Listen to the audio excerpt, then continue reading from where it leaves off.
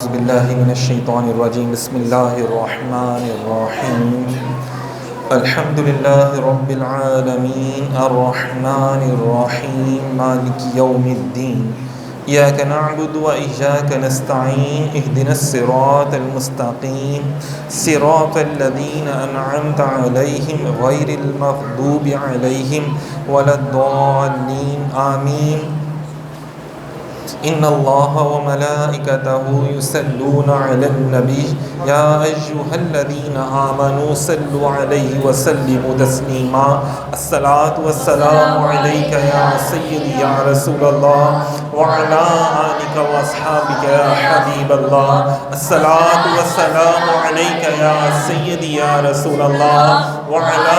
آلك وأصحابك يا رحمة للعالمين يا راحة العاشقين يا مراد المشتاقين يا خاتم النبيين يا جد حسن والحسين يا جد حسن والحسين. سامعین محترم، آج ہم سب ماشاءاللہ سے یہاں پہ محفل پاک میں موجود ہیں. تو آج کی محفل بسلسلہ عرس پاک حضرت عالم شریعت پیر طریقت باعث سے خیر و برکت حضرت علامہ مولانا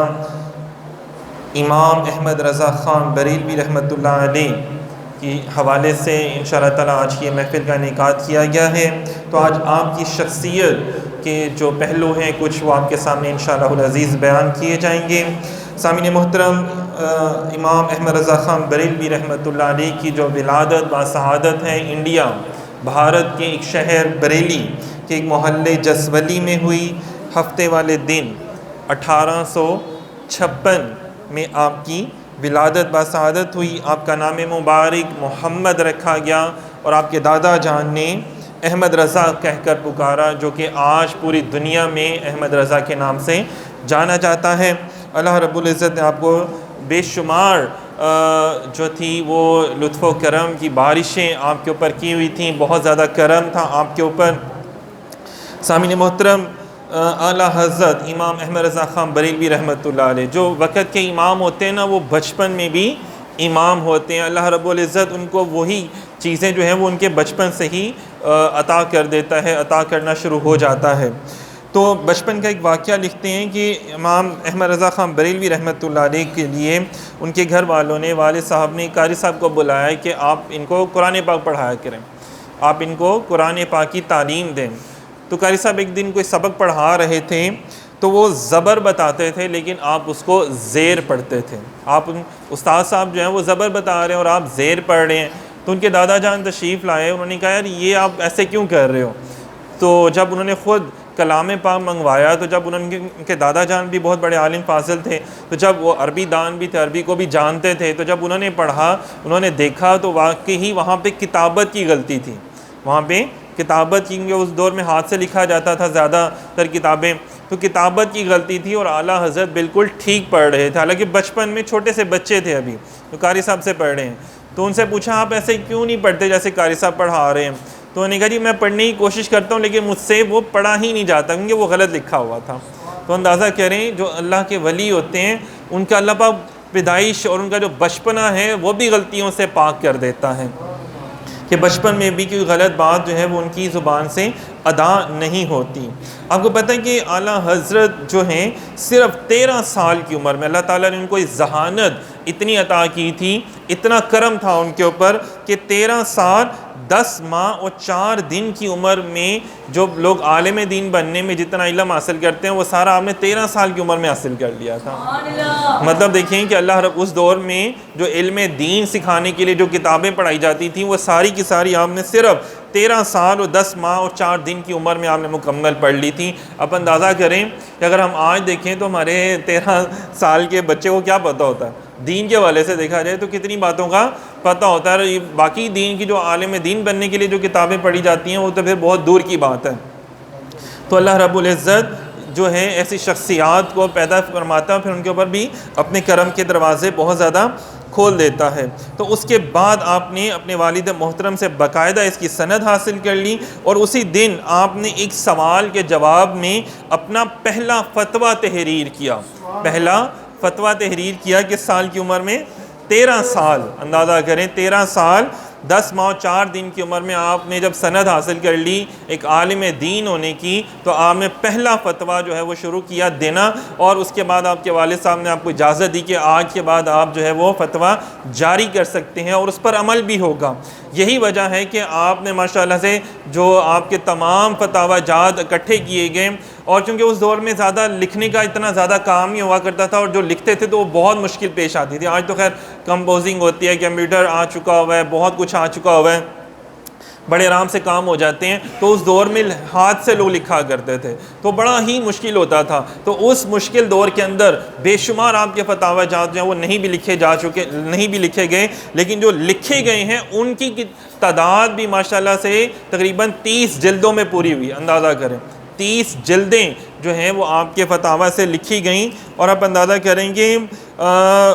اب 30 جلدیں جو ہیں ان جن کے کل صفحات 21,656 جن کے صفحات بنتے ہیں، اور جن کے اوپر کل سوالات و جوابات 6,847، مطلب اندازہ کریں کہ 6,000 سوال پوچھے گئے، 6,800 سوال پوچھے گئے اور آپ نے ان کے جوابات دیے، اور یہ نہیں کوئی صرف لکھتے لکھتے 30 جلدیں بھر گئیں۔ تو اب اندازہ کریں اللہ رب العزت کا ان کے اوپر کتنا کرم ہوگا کہ کتنے انہوں نے دین کے مسئلے مسائل ان کو یاد تھے۔ ایک شخص کو اتنا یاد ہونا یہ بہت بڑی بات ہے۔ آپ کی ذہانت کے حوالے سے کہا جاتا ہے کہ بڑے بڑے علماء کرام،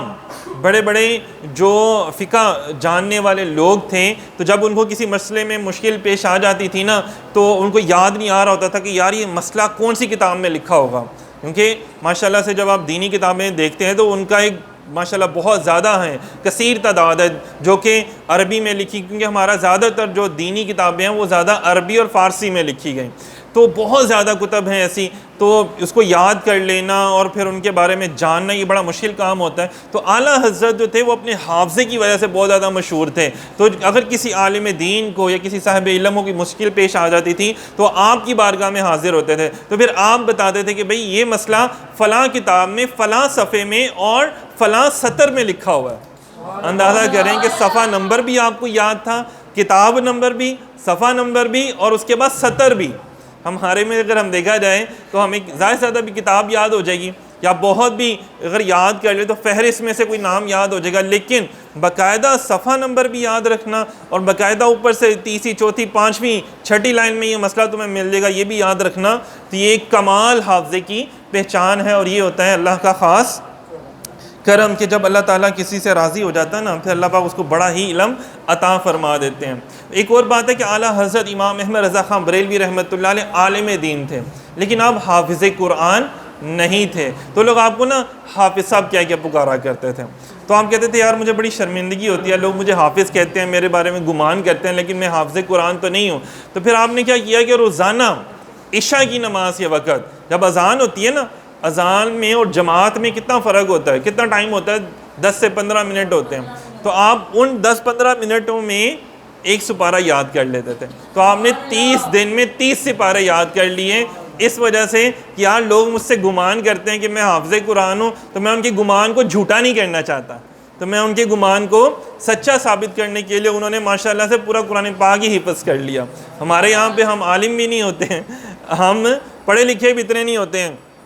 لیکن ہم یہ چاہتے ہیں کہ ہمیں لوگ یہ نام سے پکاریں، ہمیں لوگ عالم کہیں، ہمیں لوگ پیر کہیں، ہمیں لوگ پروفیسر کہیں، لوگ ہمیں مانیں، لیکن اصل میں ہم وہ لوگ نہیں ہوتے، ہمیں وہ علم ہی نہیں آتا۔ اور یہاں پہ دیکھیں کہ وہ عالم دین بھی تھے، حالانکہ عالم دین تو بندہ تب بھی بنتا ہے جب پورا قرآن پاک کی تفسیر پڑھتا ہے، جب پوری احادیث کا مطالعہ کرتا ہے تب وہ بنتا ہے، لیکن اللہ رب العزت نے آپ کو یہ شان عطا فرمائی۔ اور اس کے بعد دیکھیں کتنی بڑی بات ہے کہ آپ نے جو قرآن پاک کا ترجمہ لکھا وہ آج بھی پوری دنیا میں پڑھا جاتا ہے، آج بھی پوری دنیا میں سب سے اتھینٹک جو سمجھا جاتا ہے قرآن پاک کا ترجمہ وہ ہے کنز الایمان۔ اگر کہا جاتا ہے، علماء کرام فرماتے ہیں کہ اگر آپ چاہتے ہیں نا کہ اگر آپ عاشق رسول بننا چاہتے ہیں اور قرآن کو پڑھنا چاہتے ہیں ایک عاشق کی زبان میں، ایک عاشق کے انداز میں، اور آپ چاہتے ہیں کہ قرآن کو پڑھ کر آپ کے سینے میں حضور کی محبت موجے مارنے لگے، ٹھاٹھے مارنے لگے، تو آپ کیا کریں، کنز الایمان کی تلاوت کیا کریں، کنز الایمان کو پڑھیں جو اعلیٰ حضرت امام احمد رضا خان بریلوی رحمۃ اللہ علیہ نے لکھا ہے۔ اب آپ کو بتاتا چلوں کہ اعلیٰ حضرت کو اللہ رب العزت نے ان کی علمی قابلیت، علمی حیثیت کے بارے میں بتاتا چلوں کہ آپ نے تقریباً 50 جمع 2 52 سبجیکٹس کے اوپر باقاعدہ کتابیں لکھی ہیں۔ مجھے اور آپ کو ملا کے بھی نا کوئی 10-12 سبجیکٹس کے نام آتے ہوں گے، کتابوں کے نام آتے ہوں گے، فزکس، کیمسٹری، میتھ، ریاضی، یا چلو جی علم منطق، علم حیت ہو گیا، یا علم فلکیات ہو گیا، میں چند ایک نام آتے ہوں گے، لیکن ہم یہ نہیں کہہ سکتے کہ جو ان کے اندر لکھا ہوا ہمیں وہ بھی آتا ہے، یا مجھے بایولوجی کے بارے میں بڑا ہی پتہ ہے، یا مجھے ایک ہی وقت میں علم فلکیات کے بارے میں بھی بڑا پتہ ہے۔ کوئی بندہ یہ جیسے ایک ڈاکٹر نہیں کہہ سکتا کہ میں انجینئر بھی ہوں، ایک انجینئر نہیں کہہ سکتا کہ میں سائنسدان بھی ہوں، یا ایک کیا اسے کہتے ہیں عالم دین یہ نہیں کہہ سکتا کہ میں ایک سائنسدان بھی ہوں اور میں ایک ڈاکٹر بھی ہوں۔ لیکن اعلیٰ حضرت کو اللہ نے یہ شان عطا فرمائی تھی کہ آپ ایک عالم دین ہونے کے ساتھ ساتھ ایک ماہر طبیب بھی تھے، ایک ماہر ریاضی دان بھی تھے، ایک ماہر پامسٹ بھی تھے، ایک ماہر سائنسدان بھی تھے۔ سائنسدان سے یاد آیا کہ ڈاکٹر عبدالقدیر خان صاحب فرماتے ہیں، جو ہمارے ماشاءاللہ سیٹمی سائنسدان ہیں، وہ فرماتے ہیں کہ اگر ہمارے آج کے دور کے جدید دور کے جو سائنسدان ہیں نا، اگر وہ چاہتے ہیں نا کہ وہ سائنس کے اندر بہت زیادہ ترقی کریں تو وہ مسلمان سائنسدان اعلیٰ حضرت کو پڑھیں۔ اعلیٰ حضرت امام احمد رضا خان بریلوی جو انہوں کی کتابیں ہیں نا سائنس کے موضوع پر، اس کی جو ہے وہ ان کو مطالعہ کرے تو ان کو سائنسی تحقیقات میں، ریسرچ میں بہت زیادہ ان کو وہاں سے معلومات ان کو حاصل ہوں گی۔ تو آپ نے کوئی 52 سبجیکٹس کے اوپر باقاعدہ کتابیں لکھی، باقاعدہ کتابیں لکھی، یہاں تک کہ آپ سورج کو دیکھ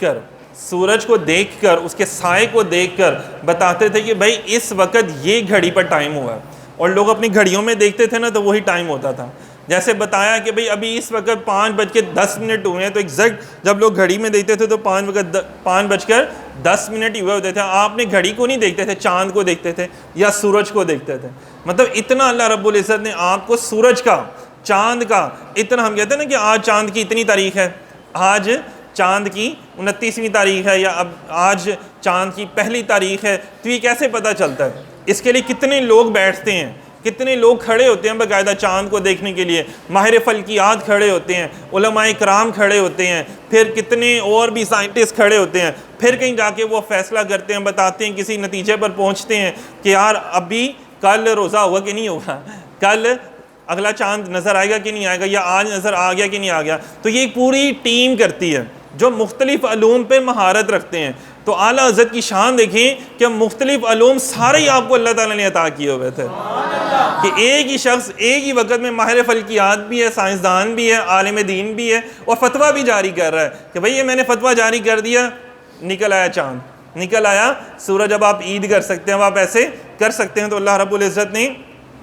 آپ کو ایک ہلکی سی بات بتاتا چلوں کہ ایک پروفیسر تھے علی گڑھ یونیورسٹی سے پڑھے ہوئے، وہ وہاں پہ پڑھاتے بھی تھے، اور باہر کے ممالک سے بھی انہوں نے بڑی ڈگریاں حاصل کی تھیں۔ تو ان کو کسی ریاضی کے مسئلے میں نا، میتھ کے مسئلے میں کوئی ان کو مشکل پیش آ گئی، تو ان کے ایک کولیگ تھے پروفیسر مولانا سید سلیمان اشرف صاحب تھے، تو انہیں کہا جناب دینیات کے پروفیسر تھے، تو انہیں کہا اگر آپ نے اتنی دور جانا ہے جرمنی میں کسی ماہر پروفیسر کے پاس جو ریاضی کے علم کو بہت جانتا ہے، اگر آپ نے اس کے پاس تو جانا ہے اتنی دور، تو آپ پہلے امام احمد رضا خان کے پاس چلے جائیں نا، آپ ان کے پاس چلے جائیں، اعلیٰ حضرت کے پاس چلے جائیں، تو کیا پتہ آپ کا مسئلہ حل ہو جائے۔ جب وہ وہاں پہ گئے تو انہوں نے دیکھا یار یہ تو ایک عالم دین ہے، یہ ایک عالم دین ہے، امامہ شریف پہنا ہوا ہے، تو یہ کیسے میرا مسئلہ جو ہے نا وہ مجھے بتا سکیں گے۔ اکثر ہمارے میں تو یہی ہوتا ہے نا کہ جو عالم دین ہے اس کو ریاضی نہیں آتا، جو ریاضی جانتا ہے اس کو اسلام کا نہیں پتا۔ تو لیکن اعلیٰ حضرت امام احمد رضا خان بریلوی رحمۃ اللہ علیہ نے ان سے فرمایا، پوچھا کہ جناب آپ تشریف لائے ہیں میرے پاس، تو آپ بتائیں آپ کو مسئلہ کیا ہے۔ تو انہوں نے بتایا بڑے ردے بدے انداز میں نا کہ یار ان کو پتہ چلے گا۔ تو جیسے ہی انہوں نے مسئلہ بتایا اسی وقت اعلیٰ حضرت نے یہ بھی نہیں کہا کہ اچھا میں کتاب دیکھتا ہوں، اچھا جی میں ذرا مسئلہ دیکھتا ہوں، چیک کروں۔ آپ نے اسی وقت اس کا جواب دے دیا، اور وہ صاحب جو تھے پروفیسر صاحب وہ ہکا بکا منہ کھولا رہ گیا ان کا۔ انہوں نے کہا حضور آپ کو یہ علم کیسے آ گیا؟ انہوں نے کہا کہ حضور آپ کو یہ علم کیسے عطا ہوا؟ فرمایا اللہ رب العزت کا یہ میرے اوپر خاص کرم ہے کہ اللہ نے مجھے قرآن سے علم عطا فرمایا۔ تو یہ دیکھیں قرآن پاک سے اتنی علماء کرام نے تحقیق کی، اور آج ہم جو قرآن پاک ہم نے صرف رکھا ہوا ہے چومنے کے لیے، یا توبہ نعوذ باللہ اور پتہ نہیں کیا ہم لوگ کرتے ہیں. تو ہمیں اس کے اوپر عمل کرنا ہے. اپنے اہل علم کی بارگاہ میں جائیں تو پتہ چلے کہ ہمارے اس کے اندر کتنا زیادہ اللہ تبارک و تعالیٰ نے علم حاصل کیا. تو بعد میں وہی پروفیسر صاحب جو تھے وہ باقاعدہ پھر انہوں نے دین کا علم حاصل کر لیا اور باقاعدہ شریعت کے اوپر عمل کرنا شروع کر دیا. تو یہ تھے میرے اعلیٰ حضرت امام احمد رضا خان بریلوی رحمۃ اللہ علیہ، اور یہ ان کی علمی شان تھی جو اللہ رب العزت نے ان کو عطا فرمائی. بہت شکریہ.